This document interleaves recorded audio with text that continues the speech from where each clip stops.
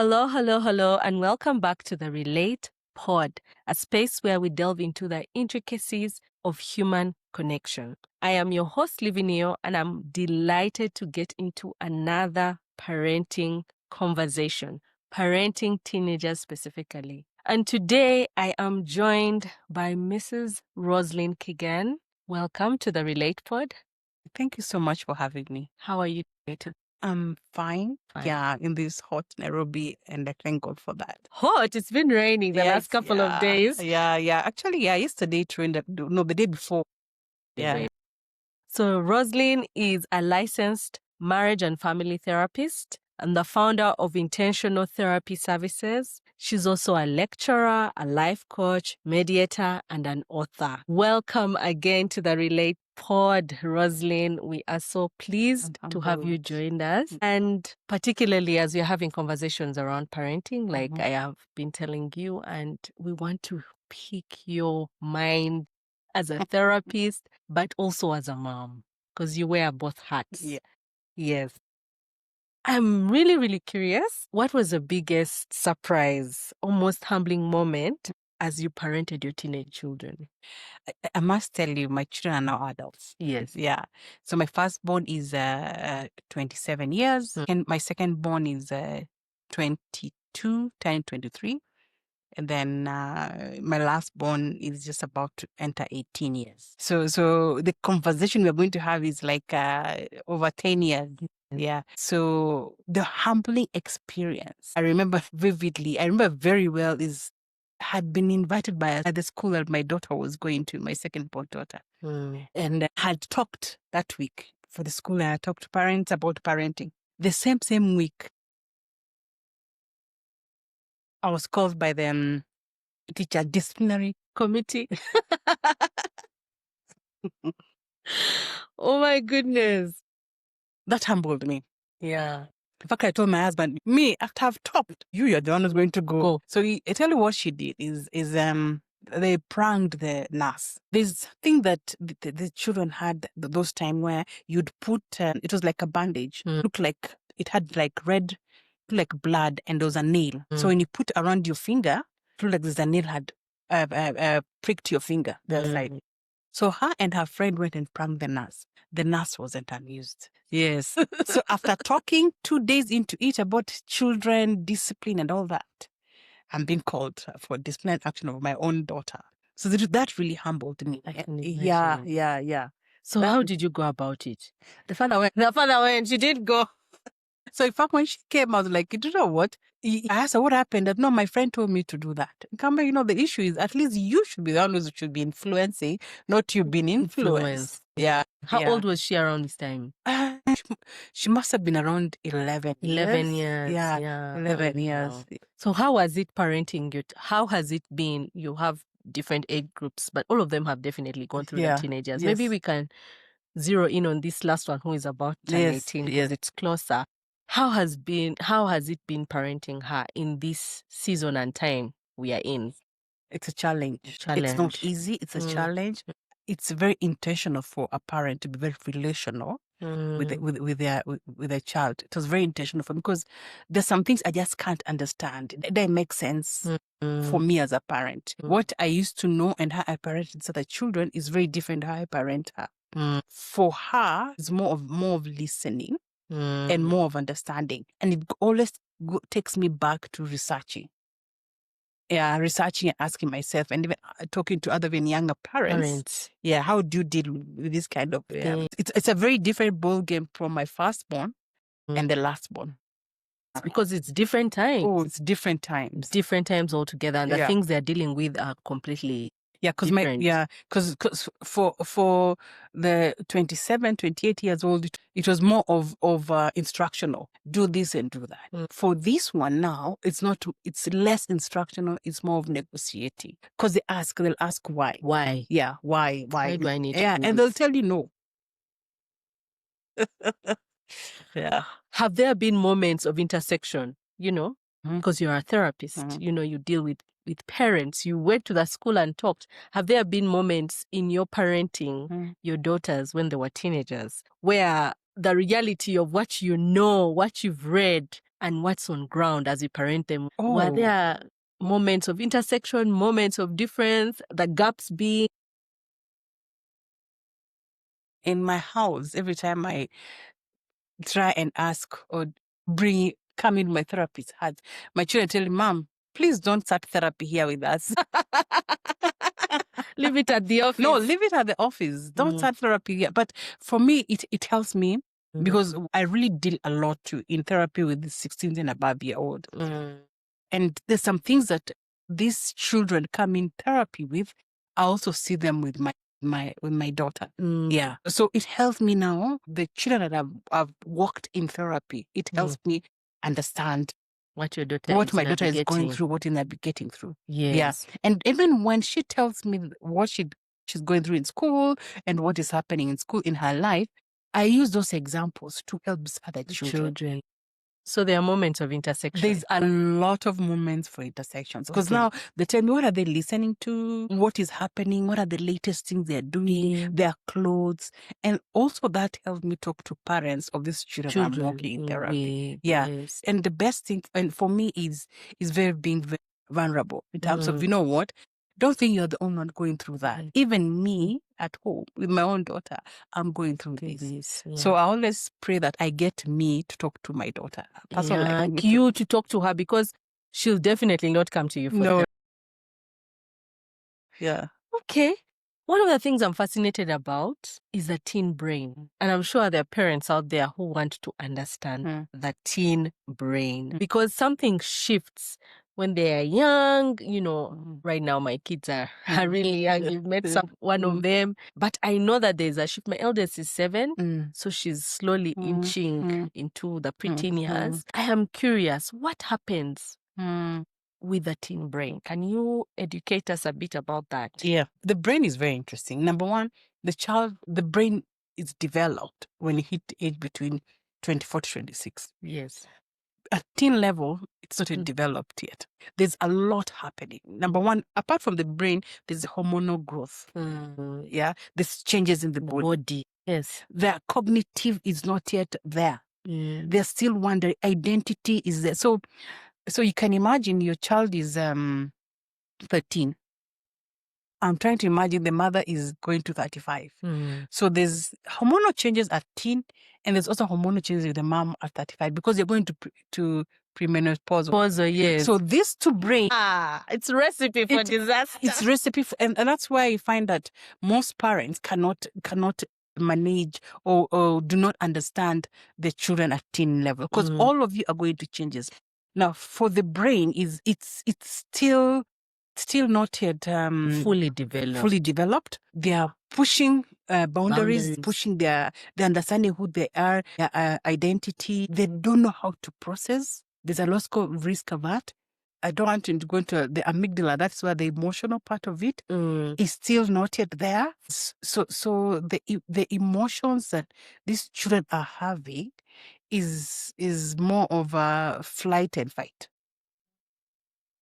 You get my point? It's like pushing and wanting to understand why is this happening? You see, what is going on with me? Yeah. And you might think that a child is being rude. But more often than not they're just wondering what is going on with me? Why am I like this? Why are my friends not like me? Why have I not been involved in that friend group? There's also social media. There's a lot happening in our children's today. Yeah, they're being bombarded with so much. And you're bombarded with so much, you're right, and your brain has not yet developed. In fact, it's still halfway through the development.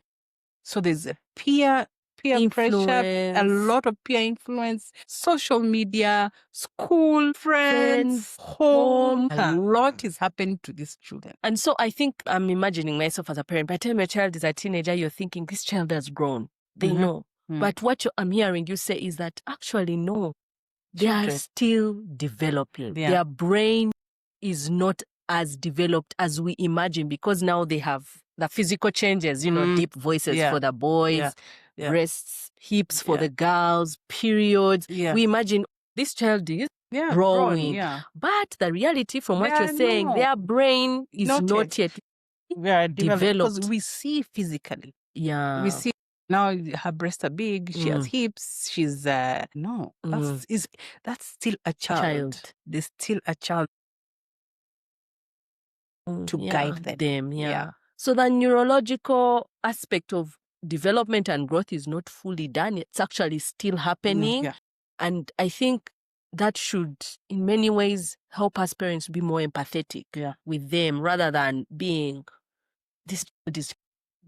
They are grown, but they are not grown. In fact, what I always say, parents, is can you be curious? Exactly what is happening to this to my child? Why has there been a change? Before you enter and ask and condemn or say, ask yourself, what is happening? What are these underlying issues? Is it only him or is it only her? Is it happening to everyone else? Can you investigate? Yeah, just find out. So even when you're talking to your child, the question you're asking them are more relatable questions to them. Yeah, because it's questions that are curious, not questions that you're pointing fingers at them. Because once you point fingers at any teenager, they'll block you. Okay. So you've preempted my next question, which was to do with communication. You're telling us we need to be more curious. We need to understand what are the underlying issues that's causing them to respond or to react the way that they do. What in your practice, in your working with parents and teenagers, what are the communication errors parents often make with their teenagers? Errors do they usually make? You know what? We were brought up, it's either my way or the highway. Yes, as a parent. Yeah. I know best. No best. I know everything. You either do this or yeah. We were brought up with the road. But we were actually beaten. There was no time where we negotiated or you tell your mom or dad no something. You can't do that today. With my experience and as a mother and a therapist, you can't do that today. Cannot do that today. You cannot have a lot of don'ts and don'ts, because what happens is these children, when they come for therapy, the first thing they say, my parents don't listen to me. My parents don't know me. Yeah. What's the point? Yeah. So that means that the person they'll find who understands them, they know they can have the watchman or the house help, the nanny can understand them more Than the parent. You don't want that, because you want to be the first reference point of your child. Yeah. So what we need to do is, can we start empathy, what you have said, and try and listen. Can you first listen? And this child might come and tell you something that you already know. You even have the answer, right? But can you just hold on, empathize and listen and let them understand their point of view? Now, when also comes to communication, already at that point, at the age of 13, 14, often than not, they've already cut you off as a parent. They don't want to. They believe that you are old school. Now we need to raise these children as a village. So what I did with my children is I introduced other people who have the same values and who I trust in their lives. So when I see a behavior, or when I see maybe they are quiet, or when I see that something's happening, I'll tell that person, whether it was a pastor, a coach, or a teacher, that, you know what, I've seen this and this happening. Can I facilitate maybe a lunch or an activity? So that you go and talk to them. So but what we are doing between me and this other person, is make sure that they don't know that I am part of this. That I am part of it. So you see, you're introducing other people. And interestingly, those people who I introduce them, they're still working with my children.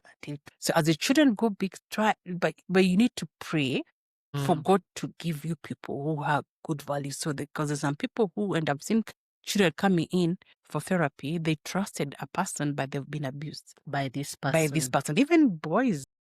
Yeah, they've been abused by this person. So you need to be very, very careful who you also bring in. So it's a prayer item. But at an age after 13, try to bring in other people to work with your children to support the pastor. It's a village. Yeah, it's a village. You can't communication. You can't do it by yourself.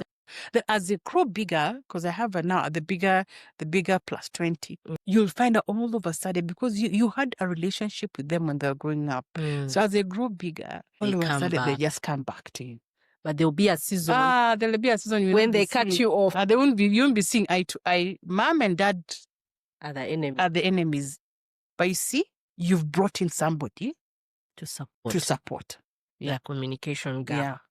Oh my goodness. What are two phrases parents can use instead of lecturing or criticizing their teenagers? Because it's hard as a parent, as you know. You see your child going off, making wrong decisions. They are doing things that you know you've lived through it. You know where this is headed. Yeah. But you want to pull back, not to criticize, not to lecture. How does a parent go about this? I keep on telling my clients, it's not about the person is the problem. Separate the problem and the person. Okay. Let's take, for example, vaping. Vaping is very common nowadays. Yeah. There's many teenagers. Enough teenagers have been suspended for vaping. Yeah. So when your child comes in and they've been caught for vaping, there's a lot of disappointment as a parent. Yeah. In fact, you even question yourself. What did I do wrong? What did I do wrong?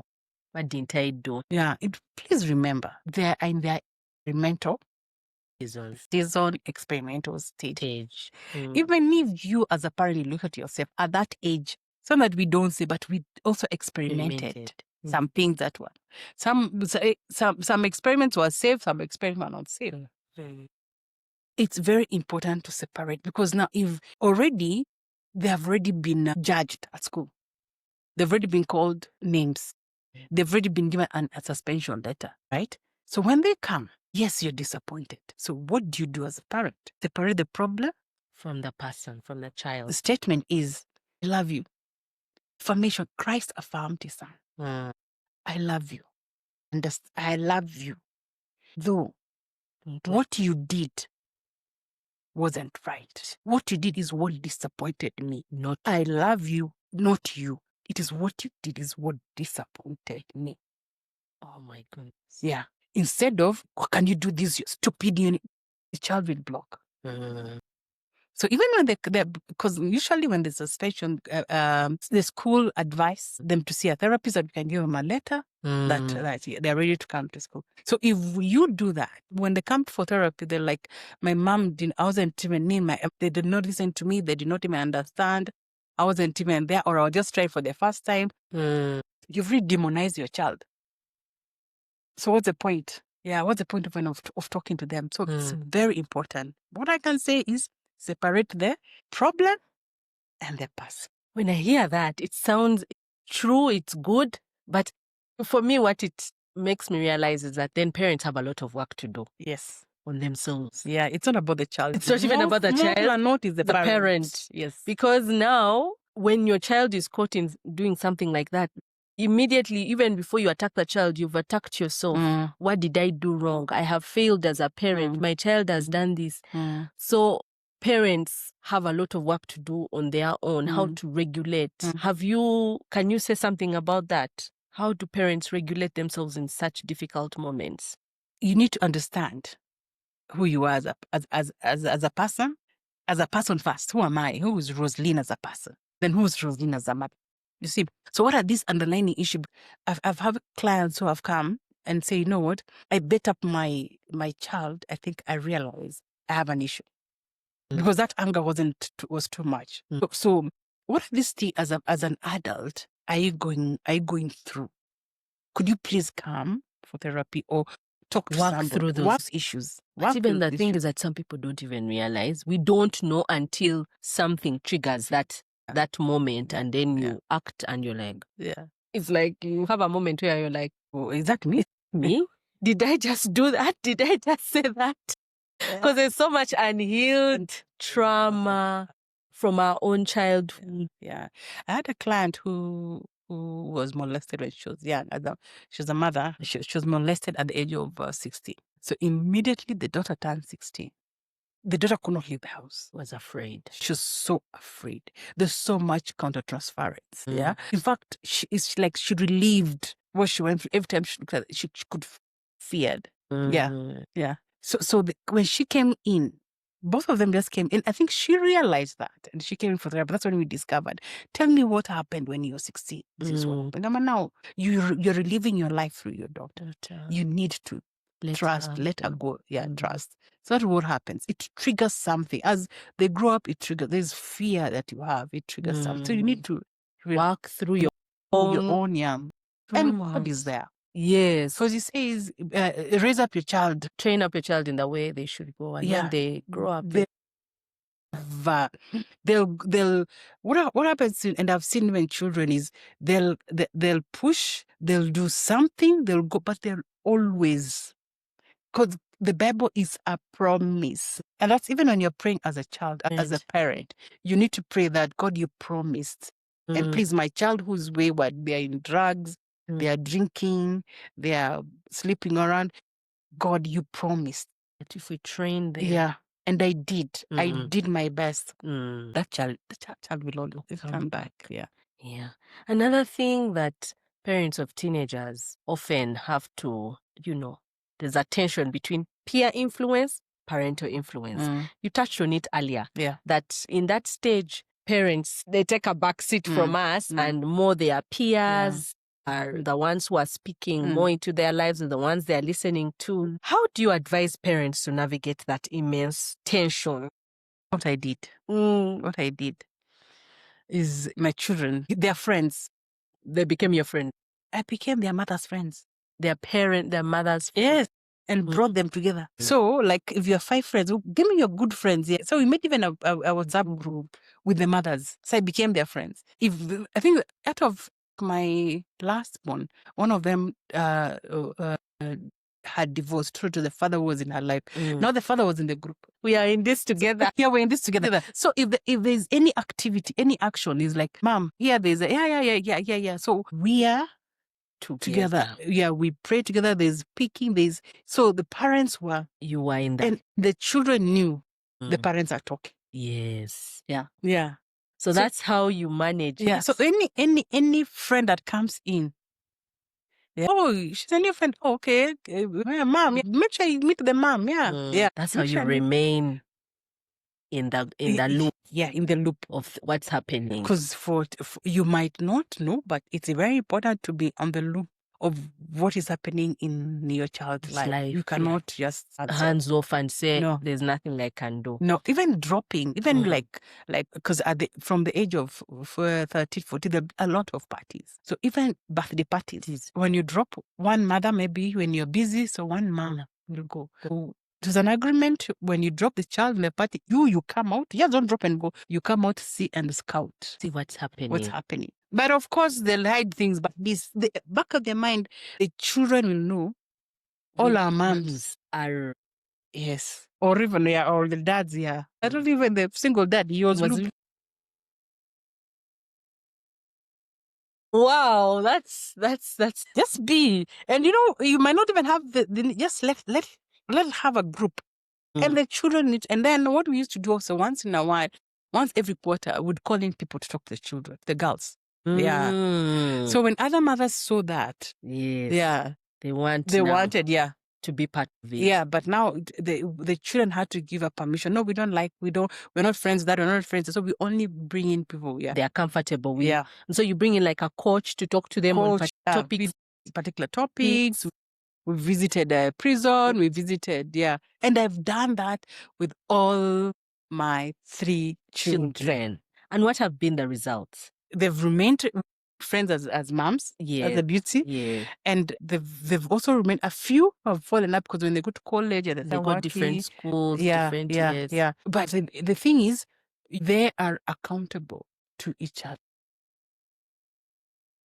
And even I'm imagining that though they are pushing for their autonomy, they are pushing for, I'm now grown, even when they are still not so grown. There's still a safety and I'm sure they know, we've not just been left to our own devices. Our parents are still involved, but at a distance and are giving them some sort of leeway. And out of even, if there are 6 or 5 of them, there's one who would have a conscience. The one of them will let's not do that. You remember, they'll remind the other one. Yeah. Oh yes, that is true. Yeah. There's only There's that one. that one who's always yeah. I remember the story of Joseph and his brothers when they were going to, kill him. Joseph. And then one of them, the brother said, let's just put him and pretend that he has died. Let's just put him in the well down there. Yeah. There's always one, right? Or there's always one also who will tell the mother, say, Mommy, this is what we had. This is what happened. Yeah, so the mother will inform the rest. Yeah. Tip village for all parents, we need a village to do this sacred work of parenting these teenagers. Don't do it alone. You will not win. Get to know who your children's friends are, who their parents are, and try to build a community around that for them. Anxiety and depression among teenagers. The research is showing that it's an all-time high, like never before. Yeah. What is happening? What is causing them to actually be anxious and depressed? Yeah. There's a lot. Remember we said about the brain is still developing. Yeah. And there's a lot of information that they have to. Number one, social media is not helping a lot. Social media is a very good thing. It can really help you a lot. But at the same time, it can mess you up. Because if you rely on it, I think we also need to work. Let me tell you something about that. We also need to work on the attachment of a child. Yes. So we need to build a child who's actually secure, attached. Yeah. Because if the attachment is built from the caregiver or the parent when they're very little. From their very little. Yes. So if this child is not securely attached, there'll be a lot of anxiety. Anxiety in terms of like when they post something, if they don't have likes, or when somebody comments about. I had a client who she's big, very young. She's 15, but she was bullied and she refused to go to school. So she had to be homeschooled. For almost 2 years, she did not go to school. She went into depression because of being bullied because of her size and yeah. And she was a beautiful girl. I've also heard of another one who came in because of the skin. She's Melanie. Yeah. So she believed being light is beautiful. And yet she's dark. She's dark and pretty girls. So that causes anxiety. And we need to understand that at times anxiety is inherited. I had one who came, every time there's exam, she freezes. But now when you go through a history, because when you get a client there's anxious or depression, you need to find out first of all from the family history. So you find out the father was anxious. Yeah. And then is there depression at home also? You need to find out. Then from that, if you've crossed that, there's nothing. How are they brought up? Were they securely attached or were they unsecurely attached? Unsecurely means there was a lot of authoritarian kind of authoritative kind of parenting where you beat them. There's a lot of punishment. You don't answer their questions. There's a lot of noise. So they become this fear. Yeah. So there's shaming. There's a lot of shaming. There's a lot of name calling. So this child grows up very anxious and insecure with themselves. So now, with a child who's anxious and insecure with themselves, and you tell them something small like the picture you posted yesterday did not come out very well, or she didn't see any likes on her post, immediately there'll be some stress. So children who are not securely attached from childhood are more predisposed to be anxious or depressed during that season of teenagehood. Even as they grow into adulthood. So we need to, as parents, can we train our children, give them the skills to affirm them, show affection. It's actually affirm, praise is good. But praise when there's need. Yes. Because if you praise when there's no need again, it's a problem. There'll be anxiety. Yes. Yeah. Because when they go to university and there's no praise, they won't make it. Yes, that's true. Yeah, they won't make it. So it's affirmation. You make sure you affirm them. Yeah. Right? What did I say? I said something I can't remember. You affirm them. Yes, talk to them. Listen to them and assure them. And praise when there's need. where there's need. Yeah. So I want us to go back on attachment. I want you to talk a bit more on, because, a parent may be out there, they are listening, they're wondering, okay, what is attachment in the same sense? I've also read a bit about it, about how attachment style matter in how even later on as an adult you relate in the relationships that you get into. Can you just briefly touch on attachment and how parents, especially with younger children, can be intentional to ensure that their children attach well? Yeah. If you as a parent, in the environment you're bringing up the child, there's a lot of noise, there's a lot of the do's, a lot of mistakes. You're always looking for mistakes. There's no affirmation. Probability of your child being anxious is very high. There's a punishment or discipline with no explanation. And then if there's an issue that is happening at home and you never address it, there's also avoidance attachment, void issues. So when this child grows up, anytime somebody tells them they've done a mistake, they're anxious, because when growing up, any mistake was there was a beating. There was severe punishments. There was a severe punishment. Anything that they did wrong, there were abuses. Things like you'll never amount to shame, you'll never amount to anything. You're useless. Yes. Yeah, you're ugly. What are you for? You can't get this and this. So this child just become anxious. Yeah. So every time they hear, every time they hear maybe you're coming in, they take off. Or they're hiding. Yeah, they don't want to spend time with you. They don't spend time with you. They're avoiding you. They're anxious. So as an adult, even in their relationship, that's what they're. When issues come, they are either avoided, or when they are told something by their partner, they become anxious. So when a person is anxiously attached, they'll do anything to make you happy. So what will happen is, as a child, to make mom happy, they'll do everything to appease mom, to appease dad. So mom doesn't get annoyed. So it's all about the parent, not the child.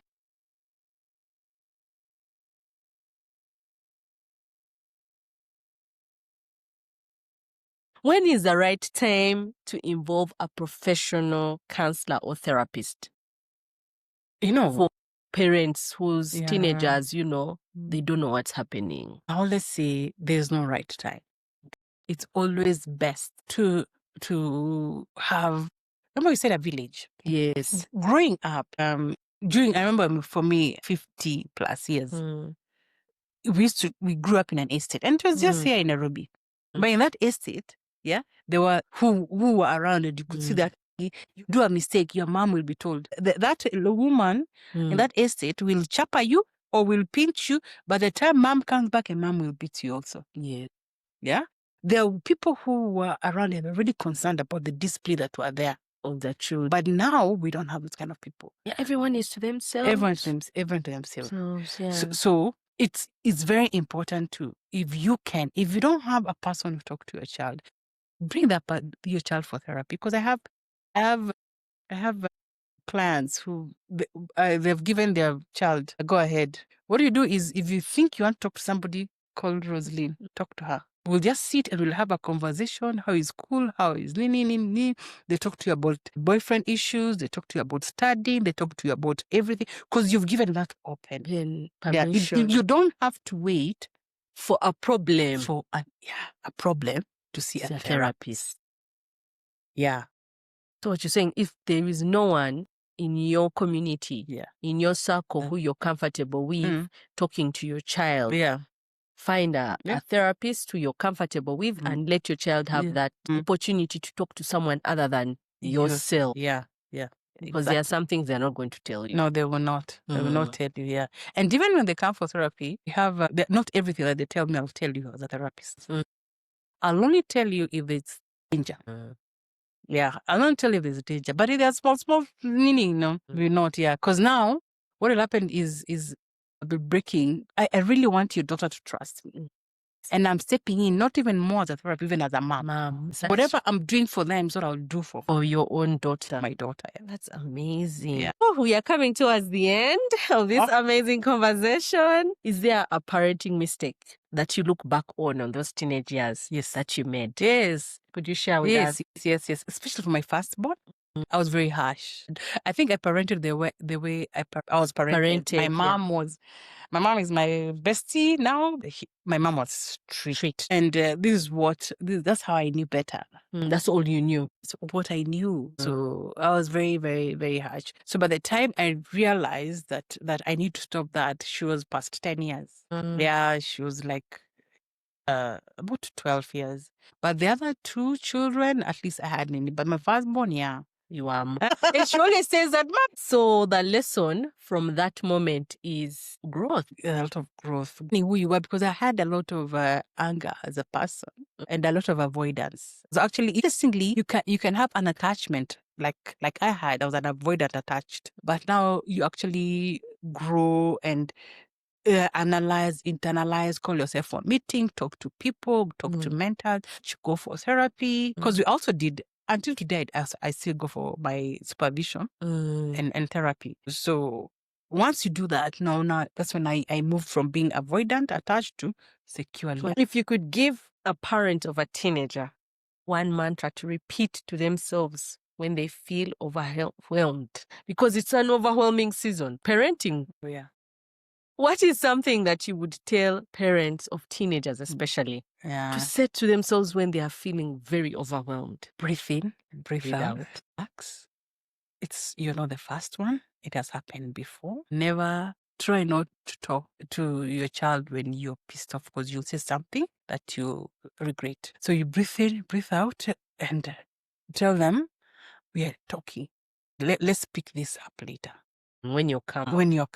When you're calmer, please do not. It's difficult. It's better said than done. But when your child makes a mistake, you've been called to a school, maybe they've been suspended. Tell you it's difficult, but breathe in and breathe out. That's the only thing. Yeah. Wow. Thank you so much, Roselyn, for such an insightful conversation on parenting, for sharing your own journey and story with us.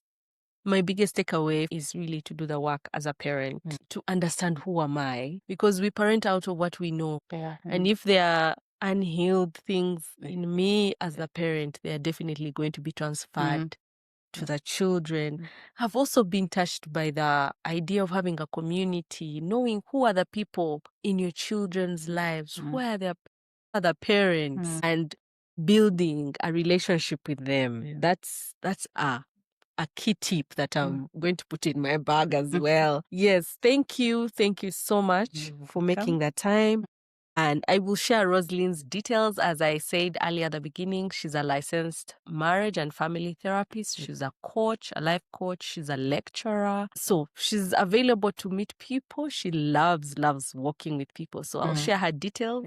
When this is posted, you can reach out to her. And you can listen to the Relate Pod on Apple Podcasts, Spotify, Amazon, YouTube. If there's something in this episode resonated with you, please share it with us in the comments and share the episode even with a friend. And as I always end our conversations, remember, at Relate, we believe that living is loving. So stay connected. Make sure you have true connections and friendships and relationships. Until next time, goodbye.